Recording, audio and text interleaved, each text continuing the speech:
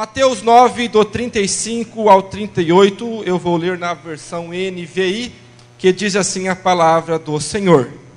Jesus ia passando por todas as cidades e povoados, ensinando nas sinagogas, e pregando as boas novas do reino, e curando todas as enfermidades e doenças. Ao ver as multidões, teve compaixão delas, que elas estavam aflitas e desamparadas, como ovelhas sem pastor. Então disse aos seus discípulos: a seara é grande, mas os trabalhadores são poucos. Peçam, pois, ao Senhor da seara que envie trabalhadores para a sua seara. Amém? É um texto um tanto que conhecido, mas eu creio que Deus sempre tem algo novo para nós. Irmãos, nesta noite eu quero ver com os irmãos sobre as responsabilidades missionárias da igreja. Muito me alegrou que no domingo passado nós estávamos lá em Maringá. Eu preguei lá no domingo à noite, por isso nós não estivemos aqui no culto, que onipresente é só Deus, né? Então, e muito nos alegrou em ver que os irmãos abraçaram essa causa missionária. Então, aproveitando o gancho deixado pela Ju, eu gostaria de aprender com os irmãos sobre esse tema, as responsabilidades missionárias da igreja. A primeira coisa que eu digo para os irmãos é que o ministério de Jesus foi um ministério missionário. O ministério de Jesus foi um ministério desbravador. E quem sabe alguém me diga assim: mas pastor Júnior, o ministério de Jesus foi um ministério único. Com certeza. O ministério de Jesus foi sim um ministério único, exclusivo, que não houve igual, não existe igual e nunca haverá igual. Mas nós entendemos que isso é muito lindo. A primeira coisa que nós lemos, então, nesse texto, no versículo 35, que diz que Jesus, ele ia passando. Quando eu vejo isso, que Jesus ia passando, eu vejo que Jesus não estava estagnado. Jesus não estava parado, mas ele estava passando, ou seja, ele estava indo, ele estava avançando, e com isso eu aprendo que ele estava desenvolvendo o seu ministério. Depois nós vimos que ele ia passando por todas as cidades e povoados. O que eu aprendo aqui, queridos, é que ele não escolhia o melhor lugar, ou a cidade mais bonita, ou o povo mais rico de ir. Deus nos permitiu, no mês de maio agora, irmos lá na IPR de Itapema, Santa Catarina. Jesus, que lugar maravilhoso. É lindo, aquelas praias, aquele mar maravilhoso. Pena que a água estava muito gelada e nós não entramos no mar, mas nós aproveitamos as vistas, né? Ver aquelas coisas lindas, e Deus nos permitiu irmos lá no Beto Carreiro. Depois de 30 anos de idade, Deus nos permitiu ir lá, e é muito bacana. Mas aqui, queridos, muitos pensam assim: ah, pastor Júnior, eu quero fazer o meu ministério lá no litoral, porque é mais bonito, é mais chique, né? Mas também tem um porém, queridos. Eu ouvi do Wilson, é o líder de jovens lá da IPR de Itapema, que ele me falou assim: Júnior, tem um moço da nossa igreja que ele me falou assim: Wilson, eu não sei se eu suporto a alta temporada. Sabe o porquê disso?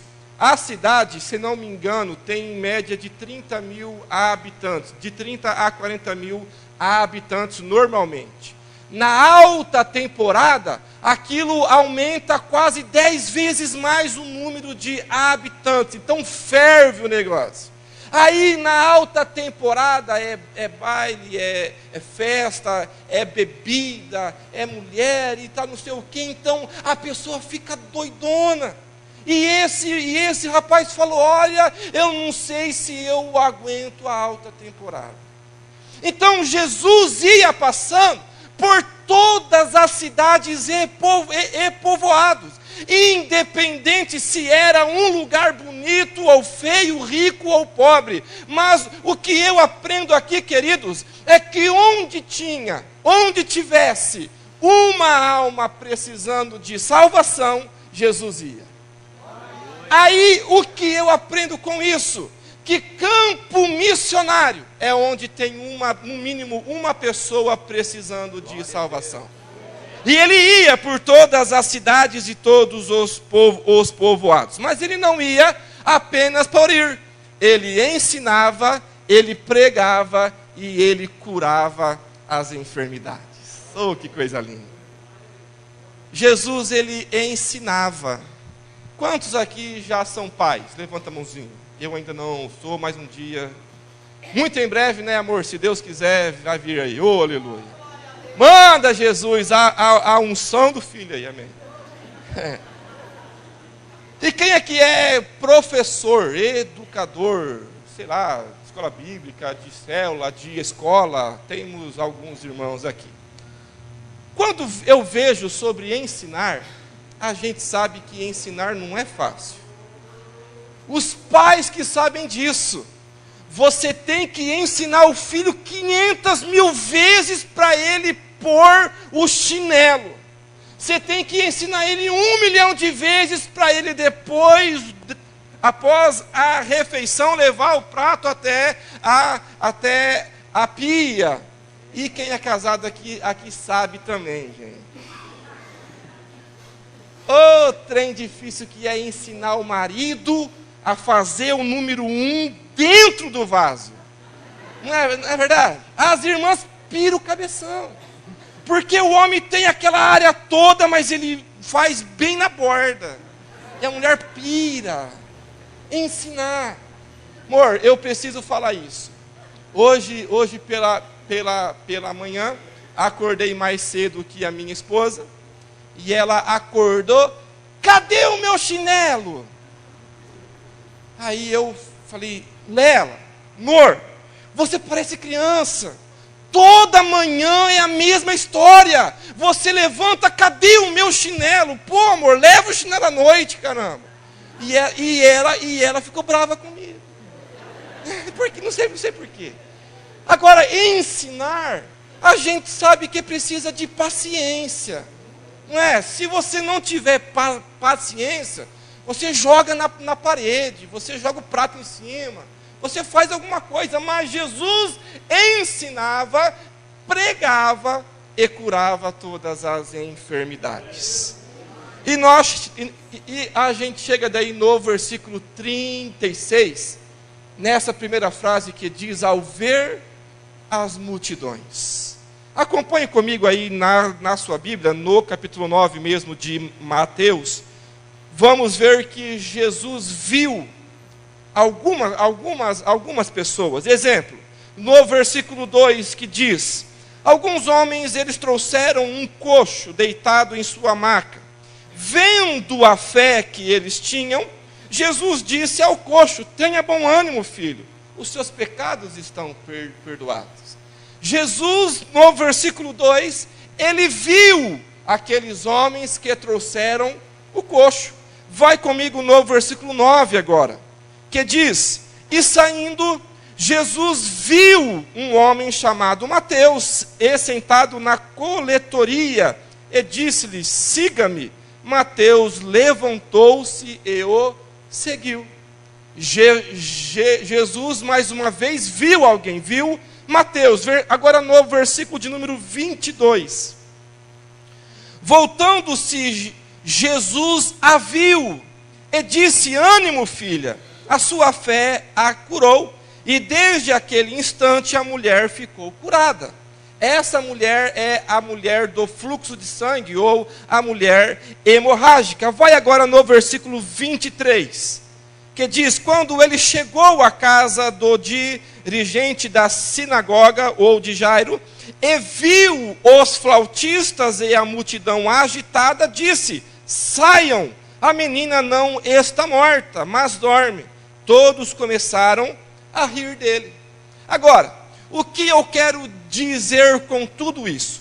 Que até o versículo 23 e 24 que nós lemos, mostra que Jesus, ele viu alguém, ou viu pessoas, e ele fez uma ação direta para essas pessoas. No versículo 2, viu os homens, a fé que eles tinham, e curou aquele coxo. Viu Mateus e o chamou. Viu a mulher hemorrágica e a curou. Viu os flautistas e tudo mais e os expulsou. Mas agora no versículo 36, essa regra muda um pouco. Porque diz que Jesus, ele viu as multidões, mas ele não fez algo diretamente para as multidões. Ele viu as multidões, mas ele volta para os seus discípulos e, em outras palavras, fala assim: fião, gente, agora é com vocês. E os discípulos representam a nós agora. Jesus viu as multidões e ele agora se volta para a sua igreja e fala: agora o mistério é com vocês. Olhe essa frase, o que ela diz: se fizéssemos da escola, da faculdade, do presídio, da praça ou outros lugares o nosso púlpito, não haveria briga para o púlpito da igreja. Eu quero ressaltar, queridos, que é uma honra, com certeza, é um privilégio, é um prazer ministrar na igreja, e isso faz parte do reino de Deus. Mas eu também quero enfatizar que o reino de Deus não se restringe a 4 paredes. O reino de Deus é muito maior que a IPR Central de Assis. O reino de Deus é muito maior que o presbitério de Assis. O reino de Deus é muito maior que a IPR do mundo inteiro. O reino de Deus é muito maior do que todas as igrejas do mundo juntas. O reino de Deus não se limita somente aqui dentro, queridos. É claro que é bom também que nós tenhamos um lugar onde nós possamos nos reunir, mas que a nossa espiritualidade e que o nosso ministério não se restringam apenas aqui dentro de 4 paredes. Quando Cristo se volta para os seus discípulos e fala isso: a seara é grande, mas os trabalhadores são poucos, peçam ao Senhor da seara que envie trabalhadores para a sua seara. Jesus, ele mostrou uma realidade para os seus discípulos: a seara é grande. Mostrou a realidade e, consequentemente, trouxe a necessidade. A seara é grande, mas os trabalhadores são poucos. E, consequentemente, mostrando a realidade e a necessidade, ele trouxe para os seus discípulos a responsabilidade. Realidade, necessidade e responsabilidade. Agora, eu quero ver isso tudo que nós já vimos até agora, mudando essa ótica, que Cristo trouxe essa responsabilidade para nós. Ok? Primeiro, cada um de nós tem um chamado único, específico e especial da parte de Deus. Assim como Jesus teve um ministério único e exclusivo que não houve, não há e nunca haverá, da mesma forma você e eu, nós temos um chamado específico, exclusivo e especial da parte de Deus. Louvado seja o Senhor. Tem um salmo que o autor faz esta pergunta: Deus, quem é o homem para que dele te lembres? E o filho do homem para que o visites? E eu vou um pouco mais além. Deus, quem é o homem para que o Senhor insira ele no teu reino? Quando eu vejo que Deus tem um chamado para cada um de nós, é porque Ele tem planos, é porque Ele tem projetos, e Ele nos insere no seu reino, que é muito maior que quatro paredes. Louvado seja o Senhor. Eu lembro, queridos, que desde a minha infância, ou desde que eu me conheço por gente, eu ouço Deus falar para mim que Ele me usaria como pregador, como pastor, e eu confesso que muitas vezes eu tive muito medo disso. Opa, como não? Deus, que responsabilidade! Mas o mesmo Deus que chama, é o mesmo Deus que capacita, é o mesmo Deus que cuida, e é o mesmo Deus que faz as coisas acontecerem para a glória do seu santo nome. Então saiba disso, você tem um chamado único, específico e especial da parte de Deus. E segundo, a igreja precisa avançar e desenvolver. Eu lembro, queridos, que no texto de Mateus 16, 18, naquela conversa de Jesus com os seus discípulos, que ele pergunta: quem que os outros dizem que eu sou? Alguns dizem que é Elias, que é não sei o que e tal. Mas e vocês? Quem que vocês dizem que eu sou? Sempre o Pedrão. O Pedrão é sempre figura. Nós temos alguns Pedros aqui na igreja que é tudo figura também. E o Pedrão da Bíblia, discípulo de Jesus, quando Jesus fez a pergunta: e vocês, quem vocês dizem que eu sou? Oh, rapaz, tomou a frente. Opa, essa aí eu sei. Jesus, deixa que eu falo. Tu és o Cristo, o Filho do Deus vivo. Aleluia. Aí Cristo disse para ele: opa, não foi carne ou sangue que te revelou isso, mas sim o Pai. E eu te digo que tu és Pedro, e sobre esta pedra edificarei a minha igreja, e as portas do inferno não prevalecerão contra ela. Queridos, e eu confesso que quando eu era criança, quando eu lia ou ouvia essa passagem, eu interpretava na minha mente mais ou menos uma briga de gato e rato. Que eu imaginava que o inferno era o gato e a igreja era o rato, e que o inferno ele ficava perseguindo a igreja, e a igreja tinha que se desviar, sair, correr, até o dia que eu aprendi o que esse texto quer de fato dizer. Esse texto fala mais ou menos assim: que a igreja do Senhor Jesus Cristo, ela está avançando, e mesmo que o inferno tente se opor, impedindo este avanço da igreja, ele nunca vai impedir que a igreja continue avançando para a glória de Deus. Por isso que a igreja precisa ir, precisa avançar e precisa desenvolver. E terceiro, a igreja precisa ir onde deve e onde precisa ir.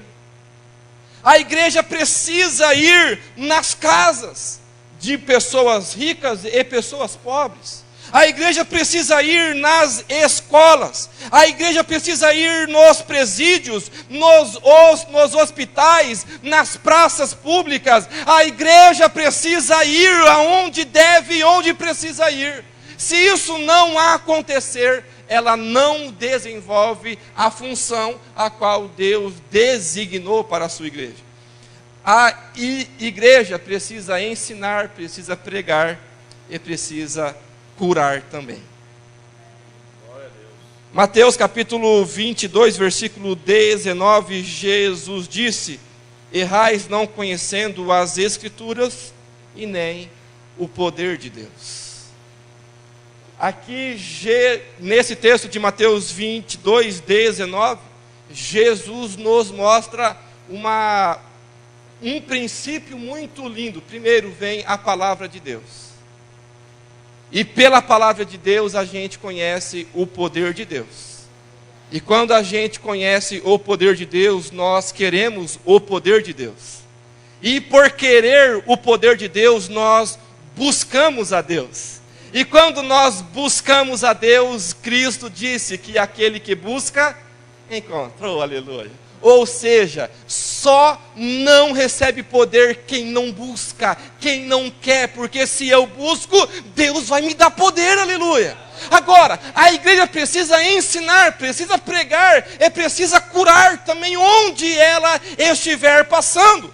E a igreja precisa olhar com os olhos de Cristo. No versículo 37, no 36, diz que ele, ao ver as multidões, ele teve compaixão delas. Primeiro, a igreja precisa olhar com compaixão para as pessoas. O nosso problema muitas vezes é que nós olhamos com olhos de juiz. Nós somos ótimos em julgar os outros, sim ou não? Quem falar não vai estar pecando, porque nós somos assim, gente. Agora, de quem que é a responsabilidade? Diga, de quem que é a responsabilidade? Nossa, errado. E por quê? Porque quando eu falo nossa, é nossa, mas eu não estou no meio. Agora, nós precisamos falar, a responsabilidade é minha. Porque quando eu mudo do nossa para eu estou falando, eu tenho responsabilidade, eu faço parte disso. E nós precisamos olhar com compaixão para as pessoas, vendo a realidade, vendo a necessidade e ao mesmo tempo vendo a solução para aquele problema. Sabe qual é o nosso problema muitas vezes? É que nós olhamos as coisas da forma carnal. Quem sabe a sua sogra não seja como a minha sogra. A minha sogra é uma bênção. Por isso que mora lá 230 quilômetros de nós. Não, estou brincando. A minha sogra é uma bênção. E ela sabe que eu gosto de uma torta que ela faz de massa podre com leite condensado e goiabada. Nossa, pensa no negócio bom. E toda vez que vamos para lá, ela fala, genro, eu fiz o que você gosta. Eu falo, sogra, como que eu te amo, sogra, aleluia. Mas quem sabe a sua sogra não seja como a sogra da minha esposa. A melhor sogra do mundo é a dela. Quem sabe a sua sogra seja de fato uma megera. Aquela mulher chata que só te inferniza a vida. Quem sabe o seu patrão, você fale, esse foi enviado do inferno para me atormentar. Quem sabe alguma situação você fale, não, isso não pode. Agora, nós precisamos olhar a situação vendo a realidade, a necessidade e a solução. Quem sabe a solução para a sua sogra chata lá mudar, seja você mesmo, querido, ou minha querida. Quem sabe você seja a solução dentro do seu trabalho. Ou quem sabe você seja a solução lá na sua faculdade, aleluia. Deus quer que nós venhamos a olhar com os olhos de Cristo. Agora, queridos, eu gostaria de dizer diante disso tudo, algo que Deus tem nos permitido experimentar através da sua graça e para a glória do seu santo nome. Há um tempo atrás eu recebi pelo WhatsApp um áudio de um pastor perguntando a uma certa pastora sobre um movimento chamado Anjo Suicida. E eu confesso que ao ouvir aquele áudio, me chamou muita atenção. Eu já estava na cama, já pronto para dormir, mas eu fiz uma rápida pesquisa no Mr. Google sobre esse movimento anjo suicida. Gente, eu confesso que quando eu vi aquelas imagens, aqueles textos, aqueles vídeos, eu fiquei chocado. Eu não sou galinha, mas eu fiquei chocado. E eu lembro que eu disse para eu mesmo, eu preciso fazer alguma coisa diante dessa realidade. Aí, nos próximos dias, eu fui pensando, o que eu posso fazer? Aí eu pensei, puxa, nós temos o GEM, os Jovens em Missão. Como que nós podemos usar o GEM para isso? Opa, palestra. Falei, amor, já sei, vou fazer uma palestra sobre o suicídio. Aí ela falou, amor, chá comigo. A minha esposa é marqueteira de mãos. Amor, chá comigo que eu tenho algumas clientes que elas trabalham em escolas. Já vou falar para ela. Falei, calma filha, disse que eu vou fazer. Não, já vou falar. Então fala. Aí então ela falou para as clientes dela, ó, o meu marido está desenvolvendo uma palestra sobre suicídio. Se você quiser nos convidar e irmos lá na sua escola, nós vamos. A princípio, elas falaram assim, você acha que nós temos que falar sobre isso nas escolas? Não podemos falar isso. E nós, crente de Deus, cremos que o Senhor que nos despertou para isso está em tuas mãos. Aí bombou aquele negócio da baleia azul. Lembram? Jornal, internet, Facebook, tudo falando sobre a baleia azul. Quando bombou, as mesmas pessoas vieram, Lela, vamos marcar para amanhã, vamos. Opa, já estava pronta a palestra daí. E Deus tem nos permitido entrarmos nas escolas e falarmos sobre essa palestra, chamada Filhos Vivos, a realidade sobre o suicídio, a qual, pela graça de Deus, já ministramos a mais de 1.500 alunos, a vários professores, coordenadores e pais também. E quero convidar, com a permissão do pastor Josué, e como o Sérgio nos pediu, sábado que vem, aqui na igreja, a partir das 8 horas, vamos ministrar essa palestra aqui. Então todos os irmãos estão convidados. Já me perguntaram assim, mas Júnior, quando se fala do assunto, não é pior? Não vai motivar alguém a fazer o mesmo?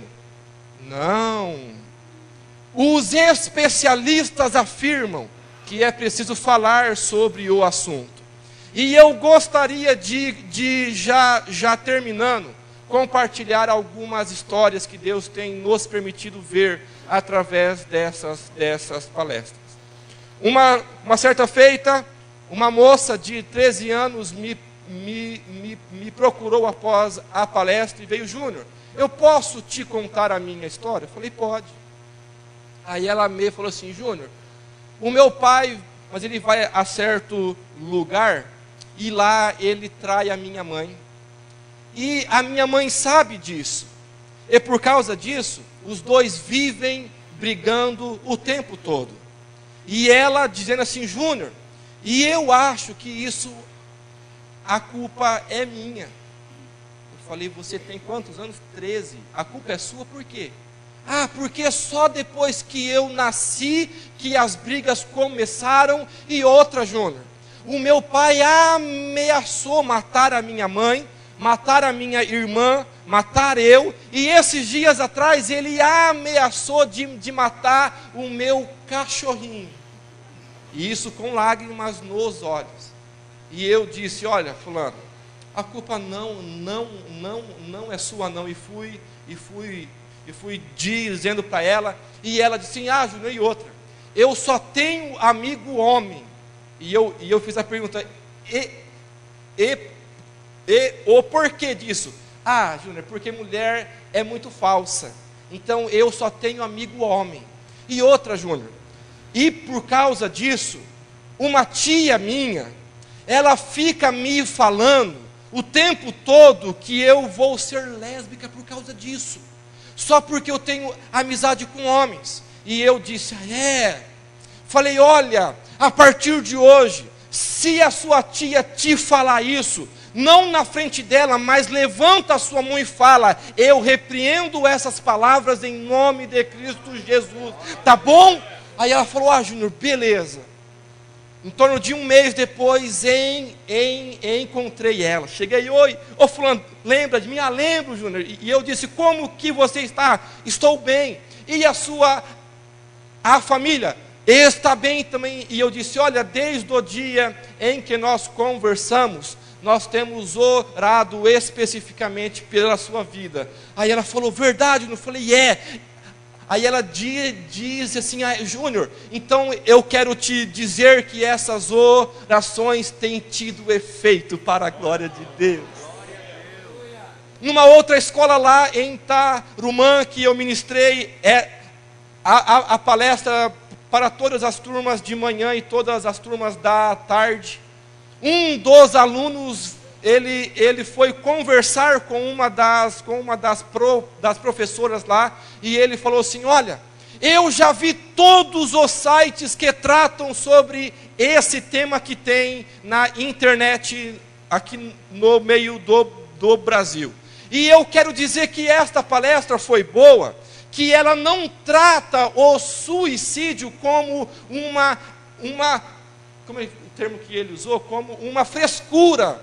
E isso nas palavras dele, porque os nossos pais, eles pensam que isso é frescura, mas eles tratam a palestra de uma forma séria. E outra, nós sabermos que tem alguém olhando para nós, isso é muito bom para nós. E a Andréia, que é ali do pastor Ronaldo, que trabalha lá, que foi a ponte para irmos lá, na sexta-feira agora, me falou assim: Júnior, após aquela palestra, antes dela melhor, nós tínhamos muitos casos de jovens se mutilando, mas após as palestras, nenhum deles mais se mutilou, para a glória de Deus.